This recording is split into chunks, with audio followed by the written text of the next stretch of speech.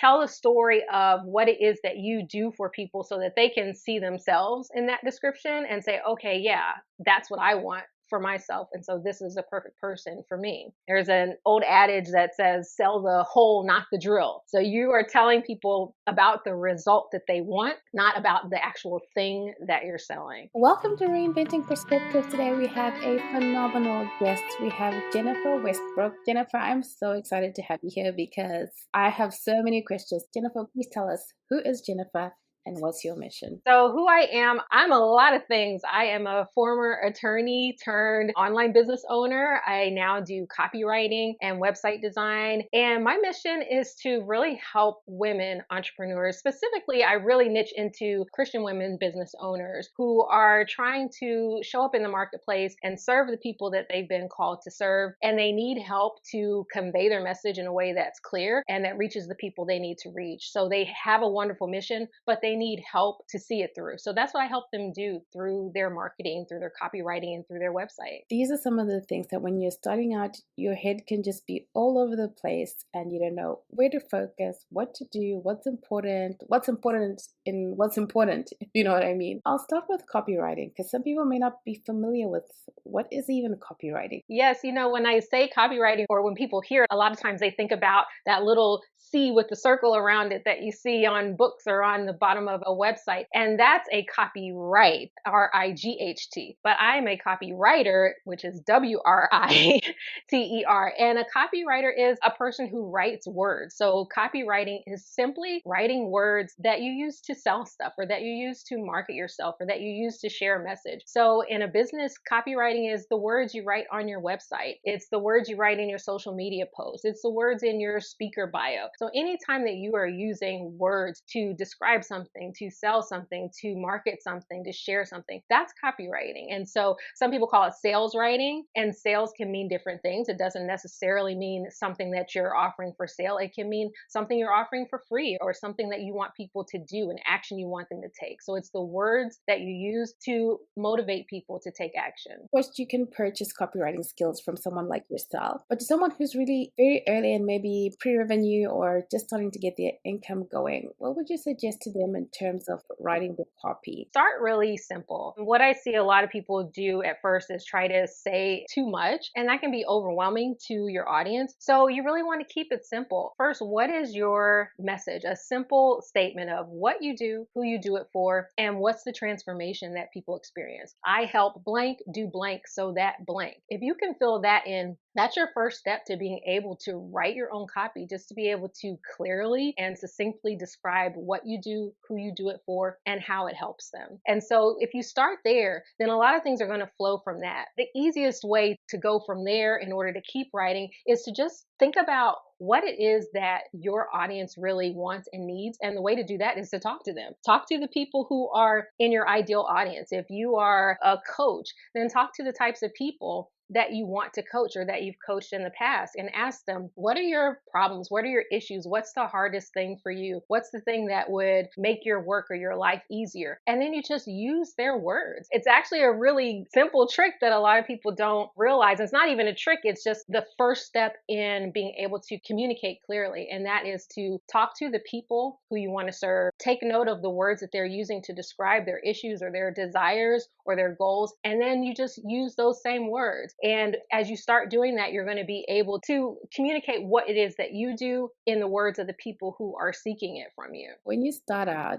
you don't know if you should use your professional voice when you're trying to relay information. That's a big misconception that people think they need to sound super corporate or professional. And a lot of people are coming from a corporate environment or a job where they had to speak a certain way or write a certain way. And when you become a business owner, it's really, really different because you have to speak in the voice of the people you serve. And so jargon and corporate speak, you really have to kind of unlearn the way that you used to talk or the way that you used to write and just say, okay, if the person I wanted to work with, my dream client or customer, were sitting right here in this room with me, how would I talk to them? So you write in that conversational tone, and that's what's really going to resonate with the people who are looking for somebody just like you.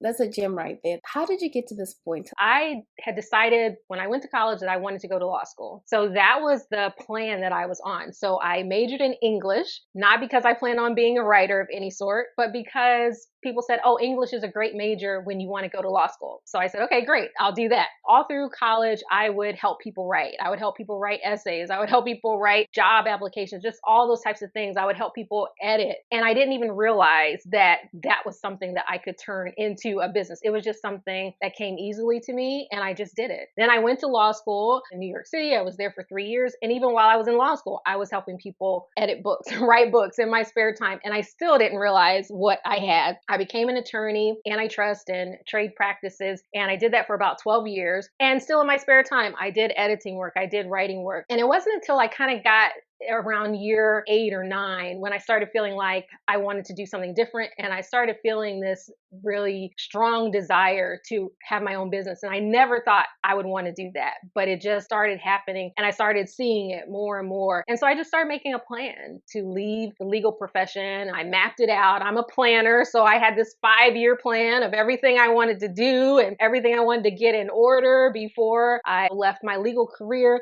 At the end of that 5 years, I said, okay, I've made all the excuses I can make. It's time for me to just do this. And I started my first business still not realizing what I could do as far as writing. I started a completely different business. My first business was a home staging company, totally different, nothing even related to the legal profession or writing or anything. It was just something I thought would be kind of fun, like a decompression zone from the hectic legal career. And so I started that business, but still on the side, I was doing writing, I was doing editing work, but I hadn't made it into a business. As I went along in the home staging business, people would call me and I'm thinking, hey, okay, this is somebody calling for a home stager. And they would call and say, hey, who designed your website? And so they were asking for the opposite of what I was doing. And then I started realizing, okay, wait a minute. I think I've got something here that I don't realize I have. And sometimes that happens. We don't see what's right there in our hand. I started offering web design services and I started doing more editing work. And then I got into copywriting, which is totally different from book editing and academic editing, which were the types of things I was doing. And so then I just really started to refine that. That was when I said, okay, I'm going to focus on copywriting. I'm going to focus on web design and doing them together so that a person can come to me for both services and we can do their website and their copy in a strategic way that's designed to get them where they want to go in their business. And so I closed the home staging business and I just said, okay, I'm going all in on my website design and copywriting business. And so that's how I got to where I am today. And, amazingly, everything that I learned as an attorney was 100% transferable into my life as a business owner. That's something that I like to tell people. If you're doing something totally different from what you feel called to do in your business, you'll be amazed at how many of your skills and the things that you learned are going to be transferable into your business. A lot of people can relate to that. Not seeing right what's in your face, knocking on your forehead that, hey. As I said for myself, you don't realize the value of it because it comes easily to you. I just didn't realize that it was something that other people needed so badly because I just thought, oh, this is easy for everybody. But I started learning, well, that's not true. Not everybody knows how to craft their words in a way that's compelling and that makes people take action. They don't know the first step to designing a website and how to make it all work together. And so once I realized, okay, this is valuable to people who can't do it, I saw, okay, this is something that I really need to focus on and put all my effort into helping other people do it. How do I know what is a good web design? What is a strategic web design? The first question to ask yourself, if you already have a website, is how's it working for you? If you have a website and it's not converting, and by converting, it means getting people to do whatever it is you want them to do, whether it's book an appointment, book a consultation, get on your email list, whatever that main thing is that you want people to do when they land on your website. If that's not happening, then you do need to take a step back and say, okay, what is it about my site that is hindering people from taking the action I want them to take? And so that's where the strategy comes in. And it starts by asking the question, what is my goal? It seems like a simple question, but a lot of people really haven't figured that out because when people design a website, they're thinking about making it pretty, like you said, they're thinking about, making it pop and making it impressive, but they haven't thought through, okay, what is it that I want people to do when they show up here? Maybe for you, it's you want them to purchase something right away, or maybe it's you want them to book a consultation. Whatever it is that you want them to do, you start from there and work your way backwards. And so when people land on your website, the first thing you have to do is start answering their questions, because when people's questions are answered, then they're going to leave the website. And you really only have a few seconds to grab people. 8 to 10 seconds is how much time you have before a person says, okay, this isn't what I want, and they leave. And sometimes it's fewer seconds than that. As soon as someone lands on the website, they need to see what you do, what your offer is, who it's for, and what's the transformation they can expect.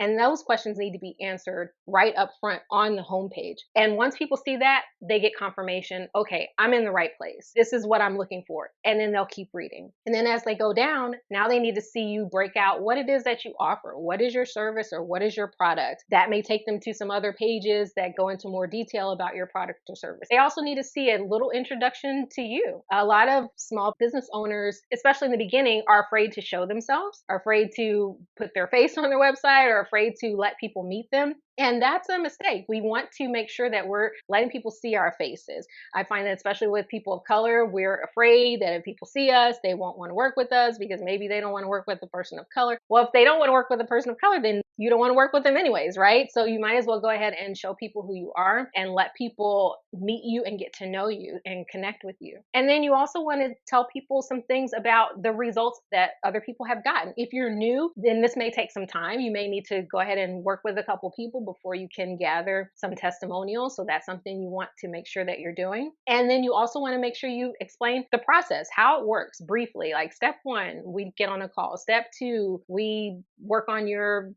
brand design if you're a brand designer. Or step 2, we set up some coaching calls. Whatever it is, you walk them through the steps so people can say, okay, I see how this works. This is simple. I can do this. And then you let them know how to get it. What's the next step? Okay, next step, you book a call with me, or next step, you get on my calendar, whatever it is. So within just a couple of minutes, a person should be able to see what you do, how it can help them, and how they can get it. And all those questions need to be answered up front. If those things are not happening on your website, on your homepage, that could be a reason that your website isn't converting for you. People can really go back and check based on what you've just said to make sure that, okay, if your website is not converting, why isn't it converting? Let's move to content. I know I have to create content to drive people to my website, to drive people to my offer, wherever it is.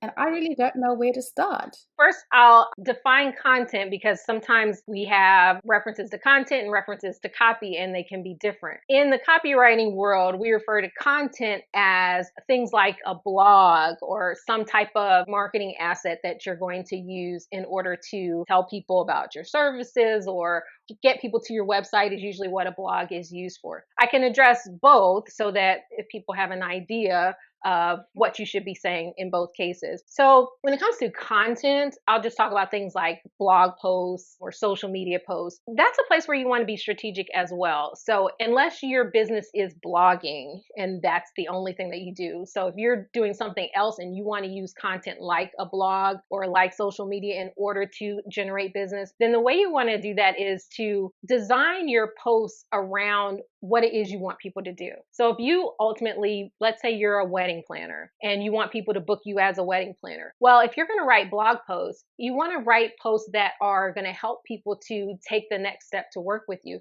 So maybe your post is about the things people can do before they work with you. Here's how to find the perfect dress. You're a wedding planner. You don't necessarily help people find dresses, but that's part of their process. And that's something that they need to do. So maybe you write a blog post about best tips for finding the perfect dress, or things that will help people along in the process other than working with you. And that helps establish you as an expert, as somebody who understands what you do and what people need. And that also helps people trust you and say, okay, well, she helped me with this, so she can probably help with more. So that's one thing that you can do with your content as far as blog posts, social media posts. You want to always have a goal in mind, and that goal should be to drive people to the next step, which is to work with you. But you always want to be giving people value. Give them information that they can use, a quick win, something they can apply right away and say, okay, that was great. That helped me. That got me a result. That's things like content in blogs and social media posts. As far as copy on your website, we talked about what your homepage should talk about. And so I'll touch on a couple other areas of your website and what you should be saying and what you shouldn't be saying. One of the most important pages besides your homepage on your website is your about page. A lot of people think that your about page is all about you, the business owner, but it's really about your customer or your client. So you are going to be talking about yourself in order to help people understand who you are and what your mission is, but it should always be focused on the customer, still answering their questions, telling them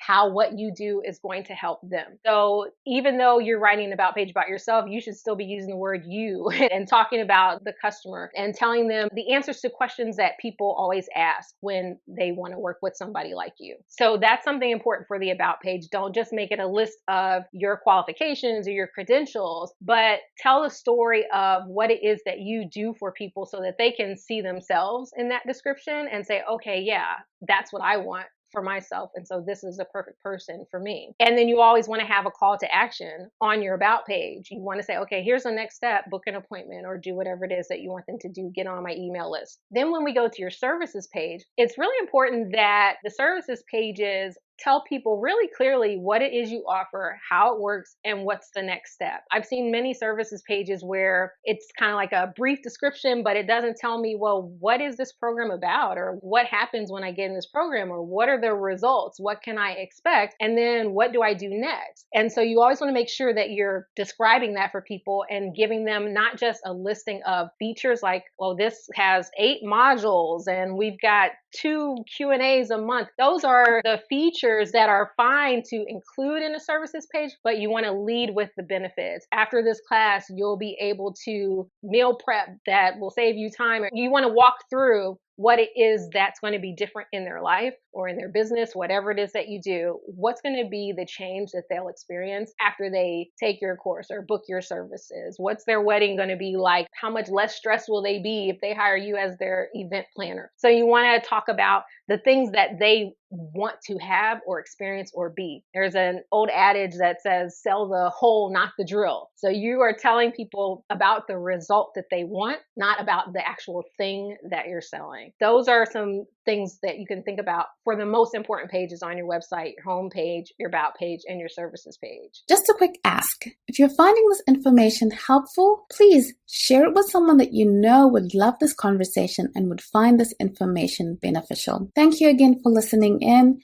And let's jump back into our conversation. Give me your opinion on this. You want to buy something and you've gone to the website and you can never find the price of the thing and you're searching everywhere and you're trying to click this and you're trying to click that and it's almost like the price is hidden from you. Is that something that's good? I mean, is that a standard or? You know, that is a tricky question, Priscilla, because there are people on both sides of that debate to show prices or not to show prices. I'll just kind of tell you some points on both sides and then I'll tell you where I stand. People who are in favor of showing prices feel like it's good to be transparent with people, to let people know this is what my services or my products entail, and then let people decide if it's right for them. And that can also be a way to sort of pre-screen or qualify people by saying, hey, you know, this is the price. And then if someone feels like that's not within their budget or that's not what they were expecting, then they can move on if they choose to. And so a way that, you know, if somebody says, yes, I'm interested in this, they already know what's going to be involved as far as pricing. But then you have other people who feel like, well, if I show my pricing, it may scare people off and I would rather talk to them first. Let's say you're a life coach and you have a, you know, $10,000 life coaching service and you don't want to put that $10,000 on the site because you feel like most people, before they get a chance to talk to you, they'll just look at the price and say, oh no, that's way too much. But if you get a chance to talk to people, then you can help them understand the transformation, answer their questions. And then by the end of that call, they'll say, you know what? Yeah, this is going to be worth the $10,000.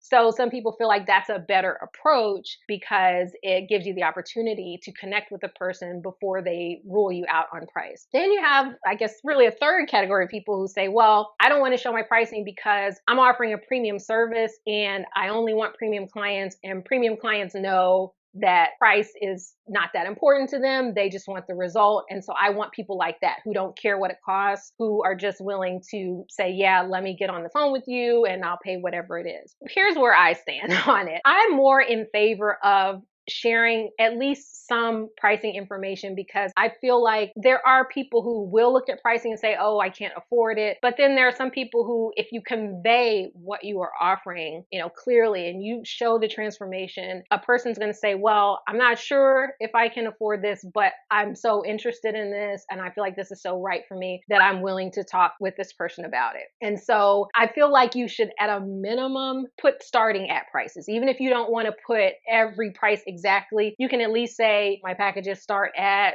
$2,000 or what have you. And maybe you do have a $10,000 package, and maybe you don't have to necessarily say that if you want to leave room to talk to people first and help them understand what you offer before you tell them about your biggest packages. But I do feel like it is helpful to people to at least have an idea, because asking somebody to get on a call with you first before you give them pricing, a call is kind of a big commitment for a lot of people. And some people, they're not comfortable with that when they're going in kind of blind, not knowing anything about your pricing. So I think that it can serve people to give them at least a baseline information, and then you can talk to them and go from there.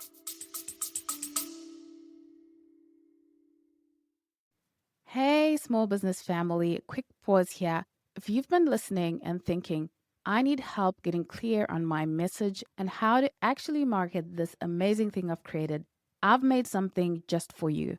It's called the Clarity Intensive, and it's 2 focused sessions, one-on-one, where we untangle your ideas, map out your next best move, and build a foundation for real business momentum.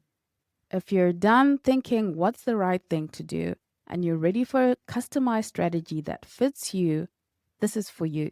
You'll find the link in the show notes, or you can visit the website www.reinventingperspectives.com/shop, and you'll see our Clarity Intensive 1-to-1 marketing coaching. Let's get back to the show. Thank you for giving us that way of thinking it through. Because I've been on calls where it's like you're fighting the person to find out how much does this thing cost? And they just keep talking and talking. They keep ignoring the fact that you just asked them how much it costs. That's not the best tactic, especially for us, for people of faith. We have to be really careful about not doing things that are manipulative. If somebody asks you a question, you should answer the question. And we trust that God is going to provide for us whatever it is that we need for our businesses, for our lives. So we don't have to subject ourselves to these types of tactics that are unsavory, that make people feel uncomfortable, or that make people feel like they're being deceived. We shouldn't be doing that. We should really be focused on serving and providing what it is that people need, what's going to help people, what's going to improve people's lives. And we can be transparent and we can be honest and still promote our business and still share what we offer, and trust that the people who it's right for will come to us. Moving from corporate to starting your own business, what has been the biggest lesson that you have learned? I should not expect for the whole path to be clear.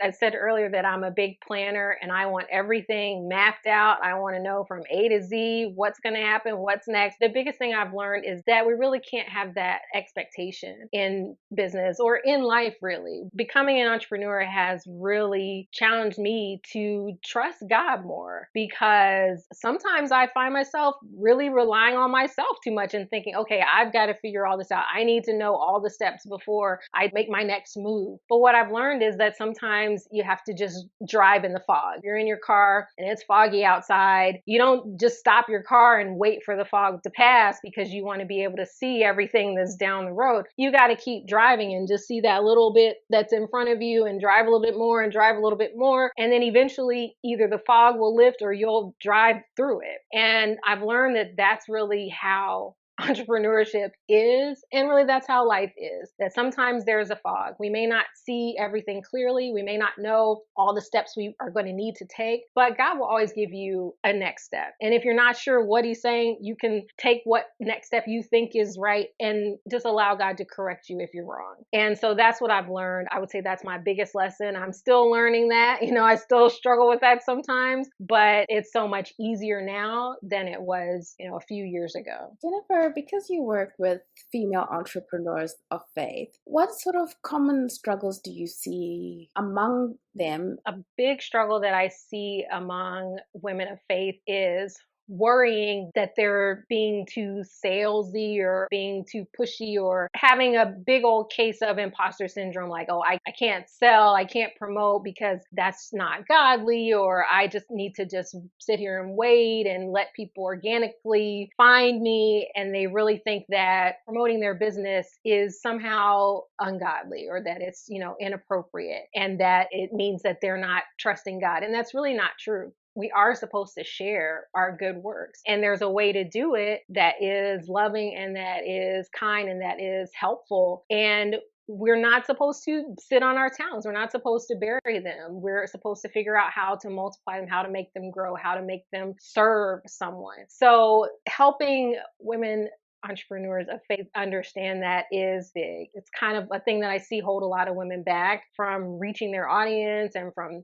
making the kind of money that they need to make to support themselves and their families, because they think, oh, if I say too much about my business, it's going to make me look bad to other people, or, somebody's going to judge me. Another thing I see with women of faith is sometimes struggling with finances because they maybe have never had to handle their finances before, or have not always been good stewards of their finances. And so in their business, they have that struggle as well. And so that's something that is another opportunity to really seek God for direction on how to manage finances in your business, but also in your life. Because once you become a business owner, one thing impacts the other. So if things aren't right in your personal finances, it's going to bleed over into your business finances and vice versa. So I do see that quite a bit, and that creates sort of a struggle with women who are trying to figure out how to price their services. They're just afraid of money, period, and don't know how to handle it, how to manage it, how to price their services right so that they're profitable. So that's another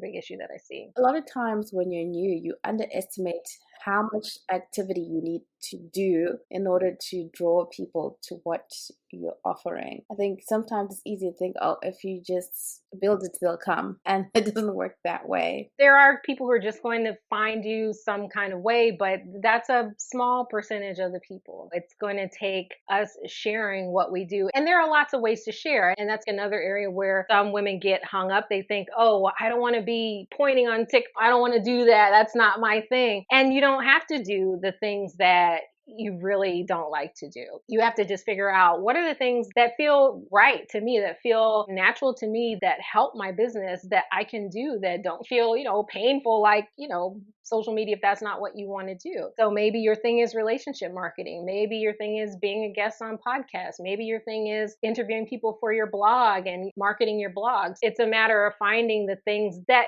make you feel like, hey, this is something I can do. This is something I can enjoy doing and not hate doing, and it can help me promote my business. We shouldn't feel like whatever everybody else is doing is what we have to do. It's what's right for my business, and then that's the path that you go down. I always end with these last two questions. What is the number one book that you would recommend to an early entrepreneur? I think if I had to narrow it down, I would say a very important book is Building a Story Brand by Donald Miller, because it really will help you put into perspective how to just clarify your message. No matter what it is that you do, no matter what it is that you sell, that book is going to help you clarify your message and be able to use your message across everything that you're doing, your website, your social media, just anything that you're doing. I would say if you start with that book, you'll be so far ahead of the game. It'll be life-changing. I highly recommend that book. Thank you for that recommendation, Jennifer. And our last question is always, what has faith meant to you on your journey? I think it goes back to what I mentioned a while ago. Faith has meant to me learning how to drive through the fog, learning how to trust God when I cannot see what the next steps are. That has really been huge for me. Faith has meant saying, hey, God, you gave me these ideas and these things and these gifts and these talents. I don't necessarily know everything I'm supposed to do with them, but I'm going to take the next step in faith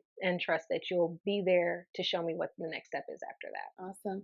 Now, to our audience, to learn more about Jennifer, please go to bit.ly/Jennifer Westbrook. Jennifer, what are they going to find there and where are you most active? What they'll find there are some of my freebies. I create things that can help people get started. So I've got a freebie about how to write a homepage that can get you hired. I've got a freebie on how to build a website in 7 days. So I've got a multitude of freebies there that I would love for everyone to grab. Where I'm most active, gosh, I'm not very active on social media.